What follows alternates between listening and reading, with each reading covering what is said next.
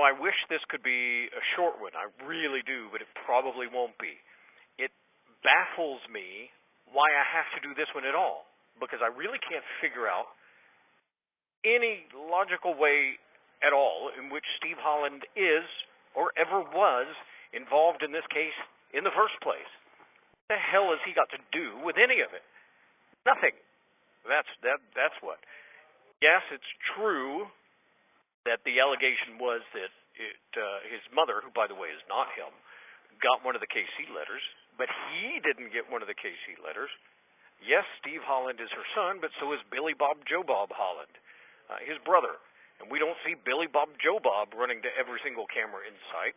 Steve Holland is simply not involved. He knows absolutely nothing about this. And yet, every single time there's any public interest in this case, we see his giant round face filling the screen. Why is that? Why does the press treat this uninvolved, completely clueless guy as if he's somehow an expert on this case? How the heck is he an expert on anything? So why do they bother with that Poussin? Well, because he's one of the kings of Tupelo. From my point of view, he's actually one of the untouchables. Although, quite frankly, I certainly wouldn't touch him, not even with a 10-foot pole. Or at least that's what he thinks of himself, a king. And he demands that others view him that same way. And that's fine.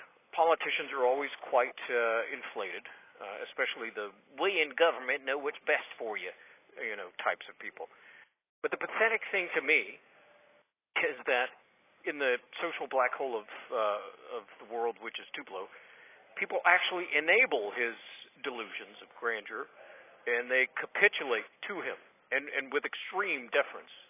And I say politicians for a reason. So at the time I met the guy in 2004, Steve Holland was a 30-year, maybe plus or minus a couple years, but I think it was 32 or so, incumbent in the House of Representatives, Democrat. He had made a huge scene in front of his buddies after I revealed, publicly by the way, at a public event, that he was the one behind the Medicaid debacle. He denied having anything at all to do with the bill on which he was the sole author. His name was at the top of it. He went all the way around the state blubbering against it, the bill that he wrote, and the press just let him until I came along. So that night he screamed and cussed and he threw a tantrum kind of like a petulant child. He did so in front of Jamie Franks and a bunch of others, literally threatening violence and actually saying, "Who the hell are you?" Meaning, who the hell are you to question me, the king? That's who we're dealing with here. Now, a brief aside, thing that some people have where they can kind of act docile to keep the peace, really meaning the ability to kiss the king's ass, that substitution of flattery in place of honesty, well, I don't have that gene. I lack that particular social grace. In Holland's mind, I was supposed to act like all the other Tupelites and just worship at his feet. But that's a big problem for him, though, because guess what? I'm not a Tupelite. I've met real leaders, real dictators. I've met the heads of supranational cartels and even the leadership of massive terrorist organizations. And Steve Holland is nowhere near that caliber. They all have kind of that same trait where they. This call is from a federal prison. They want to kind of pour on their particular brand of charm when they wish. But Holland has no desire to actually earn those accolades or this respect or the deference in which he demands. So what I can say about them is that they aren't media whores. Holland is. Holland is a big, desperate media whore. I want you to try to imagine this. Visualize this. Who is Steve Holland? He's really just a big, gay Homer Simpson. You got the picture? He's a big dolt with his volume turned all the way up, desperately seeking whatever is the most shocking thing to say. He craves and feeds on attention, being as crass as he can and getting away with it. That's kind of his, that's his shtick. I'd be ashamed to say the things that he says. It doesn't pass the Nana test. no gentleman. That guy is no gentleman at all. And I actually think that his kind of heavy redneck act is really just that. It's just an act. It is so severe sometimes. He pours it on so thick that it really becomes like a caricature. It becomes like a spoof on rednecks. It's very stereotypical. It comes across as contrived to me, which should be an insult, by the way, to real rednecks. Anyway, I say big gay Homer Simpson guy because he is. He's not big as in tall. I'm 5'11". He's shorter than me, but he weighs about 7 tons more. And he's going to try to tell you, as he did with GQ magazine, that somehow I was obsessed with him and I hated him, and that my entire political campaign was me comparing him to Boss Hogg. There's your 70s throwback right there, and attacking him. Now, let's look at that for a minute. I did dare to run against him for the House, District 4. And I did attack his record, 16. I did attack his record, and severely so, because he was deserving of it, because he was the incumbent. So of course I was on the offense. He was the incumbent, but that Boss Hogg claim is one of his many, many complete lies. There is no ad, there's no push card, there's no calendar, there's no op-ed in my newspaper that I owned. I could have written something like that. There was no speech, there's no forum at all, which was ever part of my political campaign, which contains the words Boss Hogg. Once again, his fat ass is lying. What I did call him a lot was, get this, Steve Holland, the liberal undertaker. And here's why. Number one, his name is Steve Holland. Two, he's a liberal. Even though I don't like or use the word liberal anymore, it's not accurate these days. I just use the word leftist. And number three, he's an undertaker. So my characterization of him then and now is and was still just spot on. His boisterousness, that loudness, is just compensatory. He wants people to see him as something more than the big gay Homer Simpson dolt that he actually is. In his mind, you must view the jester as a king. In 2013, I had ample opportunity to attack him personally. I was actually given information by a U.S. Senator and the supporting artwork, which would have damaged him severely, but I didn't pull the trigger on that. Even though I would have won, I didn't pull the trigger on that. Why not? Because Steve Holland had a family. His son, Howie, his daughter, Brittany, they didn't deserve that. They didn't seem to have inherited Steve Holland's quirks. As far as I know, they're good people. In part two of this, I'll follow up and bring it back around full circle. This is going to need a second part. Welcome to the Kings of Tupelo cast of characters. Who is Steve Holland? Part 2. Just a few moments ago in part 1, I was talking about Steve Holland, the liberal undertaker. That's what I used to call him, not Boss Hogg, because he's a liar, but Steve Holland, the liberal undertaker. That's what I called him. And when I said he's an undertaker, I actually mean his occupation. And I mean that literally. That's what he does for a living. But he couldn't stand that I was actually telling the public, the voters, let's be honest, the truth about the man, especially his record, kind of showing that the emperor, the king, or in this case, the undertaker, has no clothes. Until that point, I was the only one, so this guy hates me for it, and he can't let it go, for exposing him. Although the idea of an exposed Holland is a little gross. For example, the entire state of Mississippi back then really joined me in ridiculing and lampooning Steve Holland as the laughingstock that he is, a joke which no one can really take seriously.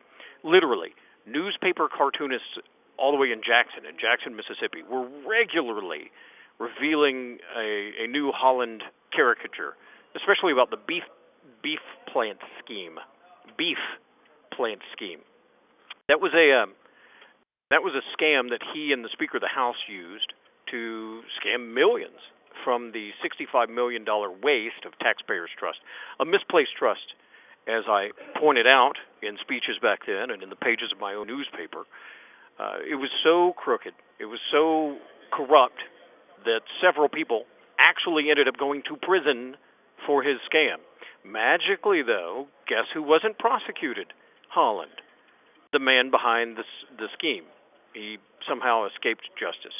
Because you know what? You don't prosecute kings. It was odd to me that the rest of the state was on my side then and kind of saw him for who he is, but the voters of that House district, in other words, the voters right around Tupelo, they didn't care. He literally bragged, no joke, he literally bragged that he would still get the vote even if he was filmed having sex with a bull moose on the steps of the Lee County Courthouse. Now that's a direct quote from him, by the way, even quoted in the 2013 GQ magazine article. That means that the rest of the state really had no idea why the people of Tupelo could be so stupid as to keep re-electing that guy, and I thought it was odd too. Odd also that an undertaker should even be in the legislative branch of government, but, like everything, things are only strange, things are only odd until you look into it, until you get a good look under the hood, the details. Now remember, this is a district with a very hard 60-40 split in favor of the Democrat Party. Not even Haley Barbour, who was, a political hero, really, the most popular governor in all of Mississippi, not even he could break that split in that district. I thought, arrogantly so, that I could. That the district would, somehow just start magically voting based on reason and logic, because that's how my brain works. Why not everybody else's, But that's certainly not the reason and logic, not the case in Tupelo, not part of the decision-making process of those Tupeloites, especially in those precincts. It really has only been very, very recently that, let's be honest, that black voters have gained the courage to kind of step off the Democrat plantation. Now they're wising up. They're not as easily manipulated by the notions. This call is from a federal prison. By the notions of racial tribalism, which is the Democrats' wedge in every election as far back as I can remember. But back then, in 2007, 2008, they weren't hearing about policy or logic or values or anything other than just a win for their team. Therefore, the only way to win in those massive precincts is to have a D by your name on the ballot. And until me, no one had ever challenged him on the ballot. It's easy to win over and over and over even when you're the only one. He'd never had an opponent, so he wasn't used to being politically exposed as I was doing in 2007. So he hated me for doing that. Still never let go. But when you look back at his crooked history, you can actually kind of see it. He is, in fact, a failed politician. He's lost more offices than he's won. This is the simple math of it. The first time he ran for the legislature, he lost. But it was only when he was the only one on the ballot, when there was no race, that you can win. Let me give you an example. He briefly bought a house in Tupelo proper, and he moved there from Plantersville, which is kind of a sub-rural of Tupelo, so that he could pretend that he was a Tupelo resident, and that way he could run for mayor. And then he did. Well, guess what? He lost in the primary. In 2008, he tried running for the House seat, the U.S. House seat that was vacated by Roger Wicker. Guess what? He lost in the primary. Eventually, Ricky Thompson, a black Democrat, he entered the House 16 race against Holland, and in the primary, Holland lost. He lost after Tupelo actually discovered Holland's disrespectful treatment of the dead, the entrusted dead, in his funeral home. Those kind of unthinkable deeds that were kind of revealed in that same 2013 GQ magazine article, where Holland asserted himself for no reason, just to insult me and lie about me. Again, he wasn't part of the story in 2013. He asserted himself into it, which revealed himself in the process, and then that's when he paid the price, and Ricky Thompson beat him in the primary. He recently tried to run for the county supervisor seat, and guess what? He lost. So it's important to notice that this big drunk gay Homer Simpson character, who was the laughingstock of all of Mississippi, loses in the primary. What that means is he's rejected by his own people. His own people. The only thing he's really known for at this point is his hatred of me, so of course he jumped at the chance to be on the Netflix TV screens, because that's what media whores do. Somewhere along the line, this guy was rejected by his wife, I guess, who left him for another woman. Not that I disparage her. I don't disparage her at all, actually. I kind of applaud her. I don't want to come across as homophobic or anything. In fact, I approve of gay marriage, as long as both chicks are hot. Seriously, lesbians, keep it up. I'm a huge fan of your work. But especially if you think your only other choice is somebody like Steve Holland, so I totally see it. Although it's really none of my business, but theirs was kind of a charade of a marriage anyway, whether she left him because of his alcoholism or his uncontrollable anger and temper tantrums or his proclivity and his constant craving for attention. Doesn't matter. Psychologically, what he's doing is simply compensating. He feels insignificant. He is. He feels irrelevant. He is. And instead of trying to actually do something meaningful and relevant, to actually earn some respect, put in the work, it's just easier for him to elevate himself by tearing down somebody else. Those who cannot do good do bad. The Netflix cameras have given him that platform, again, for some unknown reason.